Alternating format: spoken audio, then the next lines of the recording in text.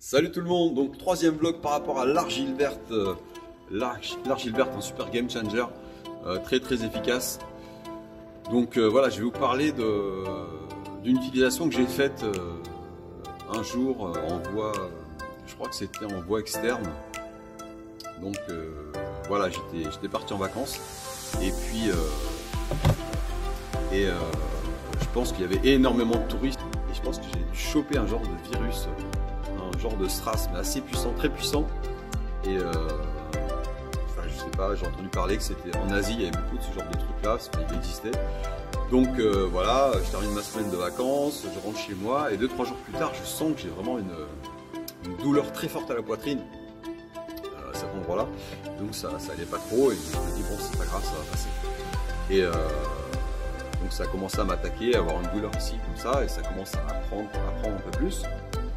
Et là, au bout de 2-3 jours, je comprends pas très bien ce qui se passe. Je sens que ça, en fait, que j'ai de plus en plus de mal à respirer, comme si j'avais un genre d'asthme en fait. Donc mon taux d'oxygène dans le sang il baisse. Moi je me dis c'est pas très grave, donc je continue. Et puis au fur et à mesure des heures, ça s'amplifie, ça s'accélère. Et je me souviens à un moment, il était quoi? Il était 10 h du soir. Je me retrouve dans mon lit. J'arrivais quasiment même plus à respirer sur le dos, sur le ventre. Il fallait que je me mette sur le côté. Et donc je me dis là, ça commence à devenir très grave. J'avais vraiment des toutes petites amplitudes respiratoires. Je pouvais respirer genre avec une toute petite amplitude. Donc mon apport d'oxygène, il était forcément plus bas.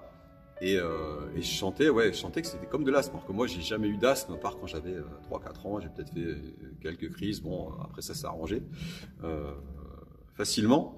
Et je me dis, c'est vraiment, là, je me suis fait attaquer. J'ai le logiciel qui déconne. Ça va pas du tout.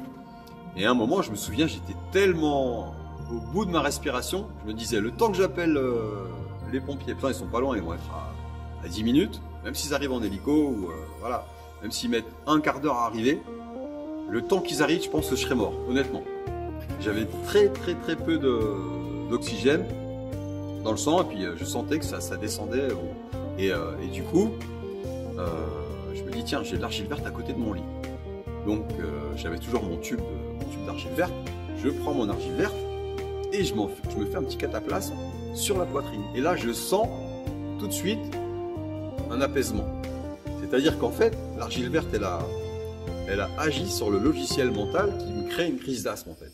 Je pense que le virus, lui, il avait attaqué les voies respiratoires et il avait contaminé l'unité centrale, donc ça devait faire un arc qui interagissait et qui faisait en fait cracher le système.